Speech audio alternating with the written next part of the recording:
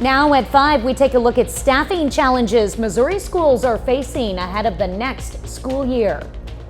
I'm Charlie DeMar in Butler, Pennsylvania. Ahead, new images of the gunman who attempted to assassinate former President Donald Trump. And summer can be a dangerous time to be an avocado lover. We've got tips to help you safely open and peel that yummy fruit. The 4 states' most watched news starts now. Schools in Southwest Missouri are looking to fill vacancies before the fall semester begins. This is KOAM News at 5. I'm Tanya Bach.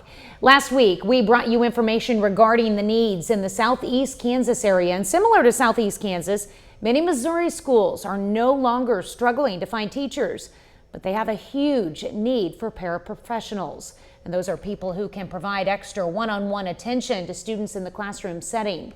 The Joplin School District in particular has said their need for paraprofessionals is great. It might be physically that they need additional help and support, behaviorally, or more one-on-one attention to learn academic content area. So our paraprofessionals are working with very at-risk, high-need students.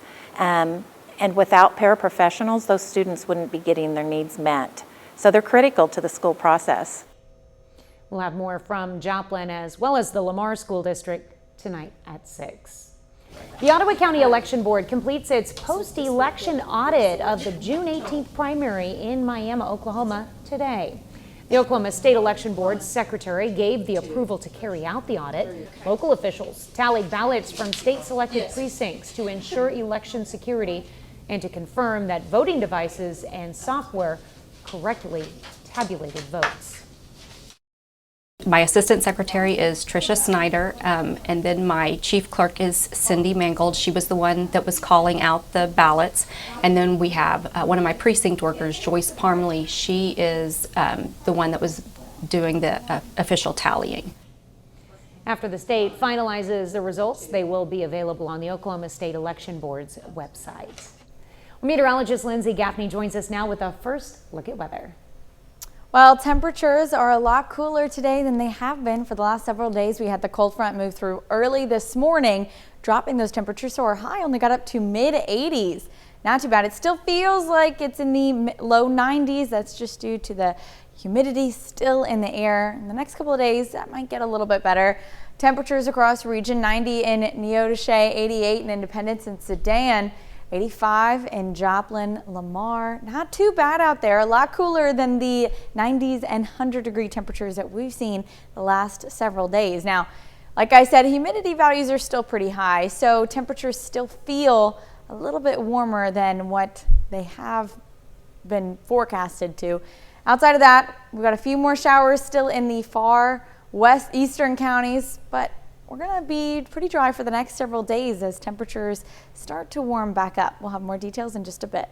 All right, thanks, Lindsay. Wildcat Glades Preschool Connection program invites kids to learn about one of summer's most iconic sounds, the sound of cicadas. And today, students learned about the life cycle, diet, and habits of cicadas, even creating their own out of crafting paper. Making them aware of all the nature and how they can help, and that some animals like snakes, they aren't as scary as they seem, and we get to teach them about that and how to treat nature with respect. You can check out Wildcat Glades on Facebook for the next preschool connection session. Well, the 2 rally goers who were injured in the assassination attempt on former President Donald Trump have been upgraded from critical to serious condition. And that's according to the hospital where they are being treated. As Charlie DeMar reports from Butler, Pennsylvania, investigators still do not have a motive for the attack.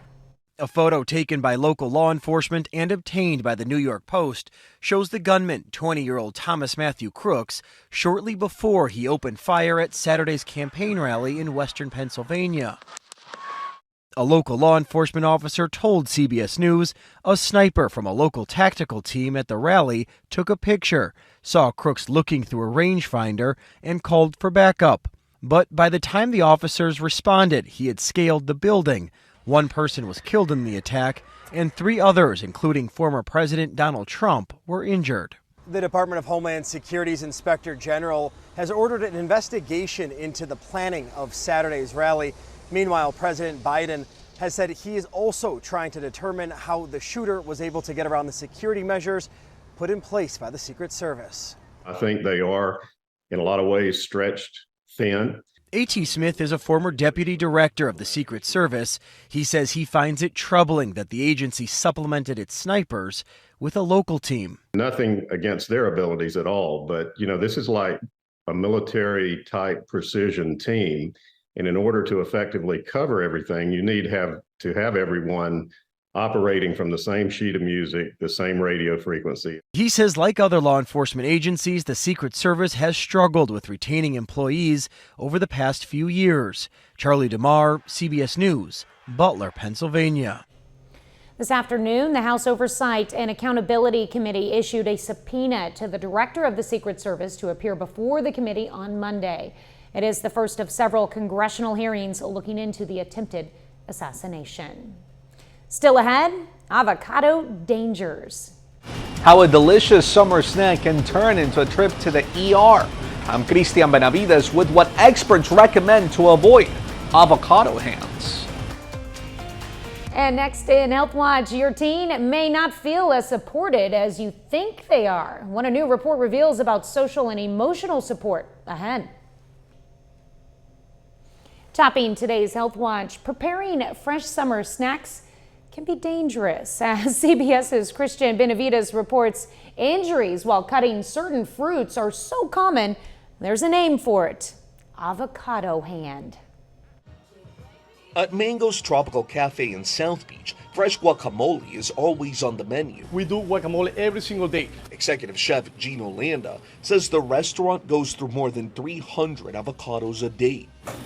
Landa knows his way around the fruit, but that wasn't always the case. They've been the source of hand injuries. When I started working in the kitchen, yes, when I was a line cook, but it's about experience. A 2020 Emory University study found over a 4-year period, more than 27,000 U.S. emergency room visits were attributed to an injury while opening an avocado, most of those happening on weekends between April and July. Doctors call it avocado hand. Flexor tendon injuries and digital nerve injuries sound like not too bad injuries, but they're devastating injuries, mainly because the flexor tendons and the digital nerves take a long time to heal. You're talking 3 to 6 months to recover. Hand surgeon Dr. Roberto Mickey says in some cases there's permanent nerve damage. How does it happen? They're holding usually the fruit or the avocado in their hand. While it's tempting to hold the avocado in your hand, even the professionals do it, doctors say the best way to avoid an injury is to place the avocado on a cutting board and running the knife through, like this. Dr. Mickey says if you do cut yourself, seek treatment if you can't control the bleeding or the finger is numb. You really need to get in as quickly or as urgently as possible. Whichever way you slice it, make sure the avocado is ripe, and patience is key. Doctors say most injuries happen when you're in a hurry.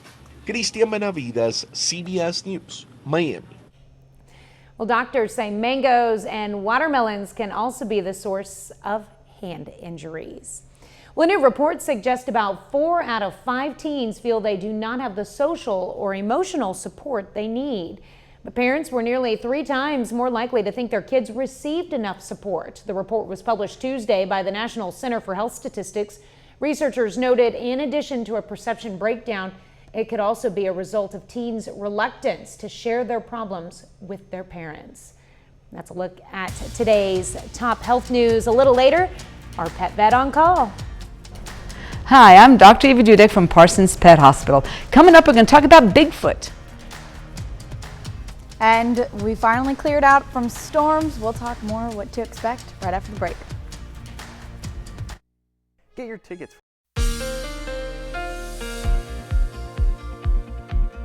Well, finally, temperatures have cooled off. I know the last few days was pretty brutal. But we'll go ahead and take a look at Indigo Sky Casino and Resort. Few clouds out there. They're really looking pretty, though. And temperatures are in the mid-80s today, which is something to celebrate because the last few days have been pretty brutal. High temperatures, high humidity values. It's been really muggy and hot, but high today was even lower than the average. The cold front came through this morning. woke some of us up with some strong thunderstorms, but we didn't see much else other than a lot of rainfall, which was good for our area as well, and it cooled us off. Average low temperature about 70, and our high only getting up to about 85 today. Now, a few showers and thunderstorms kind of lingering around. Monette's about to get some rain. Other than that, we're staying dry for the next several days. More rain doesn't come in until later on this weekend. So planning your day tomorrow, it's going to start off really great. Sunny skies, temperatures in the mid to lower 70s. Our overnight low is getting down to mid 60s though, so it's going to be a cool night ahead. Temperatures are really only getting up to mid to lower 80s again tomorrow, but we do have some afternoon clouds that might keep us a little cooler as well.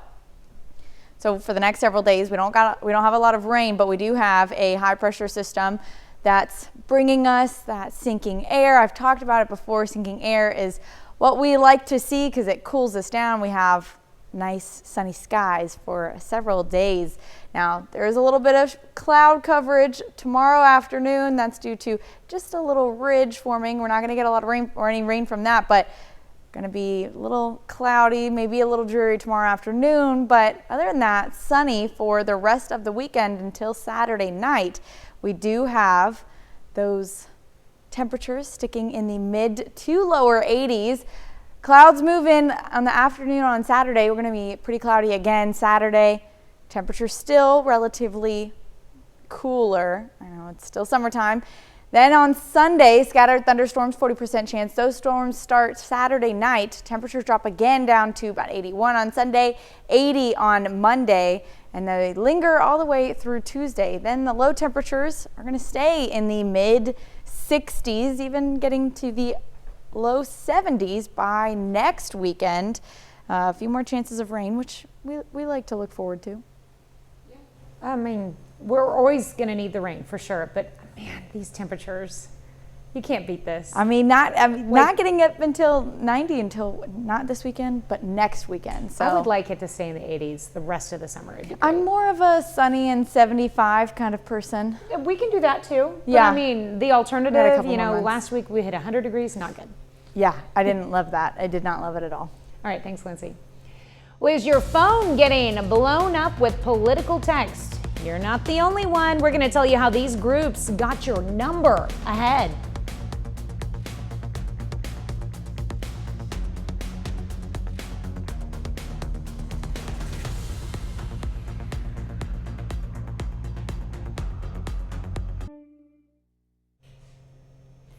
Topping today's Consumer Watch, the November election is 4 months away, and millions of Americans are getting texts from political campaigns asking for support and donations. Now, those texts even hit phones on the do not call list. David Wade tells us why. Madison Medina won't be able to vote for 3 years. Still, the 15-year-old's phone has been blowing up with messages from politicians. They want me to vote. They want me to send money. It's a lot. They ask me for a lot. Spend 2 minutes talking to people and you'll realize they are fed up. I would just delete them. It piles up, and it's both sides of the aisle. I think they just want to be your friend. There are other ways to do that. A call blocking service called RoboKiller says in 2022, Americans received a record 15 billion political texts, an average of 50 messages for every phone in the country. And 2024 is gearing up to be an even bigger year. So how is this allowed? All right, so what exactly are the rules here? Well, unfortunately, political phone calls and text messages are exempt from the do not call list. However, the FCC says in order to send text messages to your mobile phone, they have to have prior consent. But they don't have to have your consent if the text message is actually typed in by a real person. But they can't send it without your prior consent if they're using auto dial technology. You're right. That is confusing. Especially befuddling, you never gave them consent, right? Are you sure?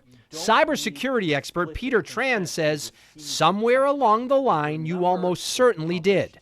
If you've used your number in any type of online ordering or any type of marketing or any type of social media platform, those simple end user agreements may have in fine print that they may also share your phone number with other service providers. And Tran says these texts can be a scam. Never click on any link. I don't know why they keep texting me. Meanwhile, Madison just keeps deleting, waiting to tell candidates how she feels when she can finally vote in 2028. David Wade, CBS News, Boston. Experts say you can unsubscribe from text by replying the word stop, and you can block the number. If you want to donate, they suggest going directly to a candidate's or party's official website. SpaceX and ex-owner Elon Musk says he plans to move the two companies' headquarters from California to Texas.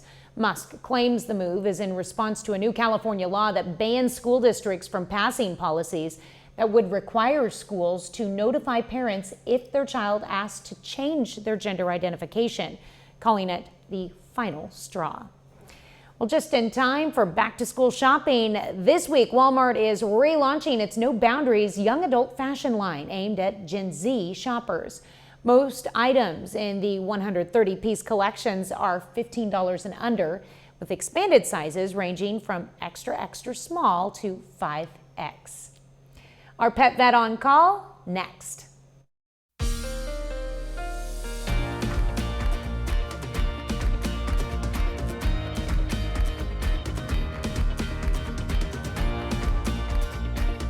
Up next on the CBS Evening News, live from the Republican National Convention, where tonight J.D. Vance takes center stage in his first speech as Trump's vice presidential pick. A look at how he went from being a Trump critic to the vice presidential nominee. And then on KOAM News at 6, a Miami bridge is dedicated to a late chief of the Ottawa tribe. Plus, kids are learning to code at a robotics camp in McDonald County. And a former Missouri Southern Lion gets a shot to play in the NBA Summer League. Stay with us for the CBS Evening News and then KOAM News at 6. Well, every Wednesday we answer all sorts of questions concerning pets or wildlife. We're not sure that this one fits into either category. Today's question for our pet vet on call: do you think it's possible Bigfoot is real? Okay, you're putting me on a spot here, and I'm going to, at the risk of losing my reputable, intelligent, genius social status, if I ever had that, I'm going to admit to you that yes, I do. I think we humans are ignorantly arrogant to believe that we know it all and have seen it all. And I believe there are creatures out there that have and continue to elude us, and because of that, they still exist. So, on the chance that there truly is a Bigfoot, I'm hoping that we never find him. Good answer. We invite questions from anyone. If you have a question, just send it to petvet@koamtv.com. Dr. Eva Dudek from the Parsons Pet Hospital answers a different question or brings us a fun fact every Wednesday on KOAM News at 5. You can also find answers to previous questions on our website. Now let's check out our picks of the litter for the week. From the Joplin Humane Society, we've chosen this handsome guy named Arabi. He's an adult male Labrador Retriever Husky mix. And from the Southeast Kansas Humane Society, a beautiful black female cat named Sophia Pergara. The society says she loves to cuddle. If you are looking for a pet, why not check out your local Humane Society? Well, speaking of Bigfoot, how do you think he'd like the weather right now? Probably, you know, he's pretty hairy, right? So probably great. It's cooler, not so hot out there. Now, unfortunately, we do have some more rain chances in the forecast, but until then, we're going to stay relatively dry, temperatures in the mid 80s, and the lows pretty cool in the mid to lower 60s.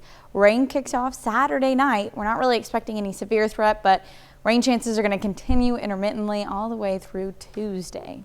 All right. Well, thanks for joining us. The CBS Evening News is next. And of course, we'll be right back here for KOAM News at 6. And we'll see you then. Have a great evening and an even better tomorrow.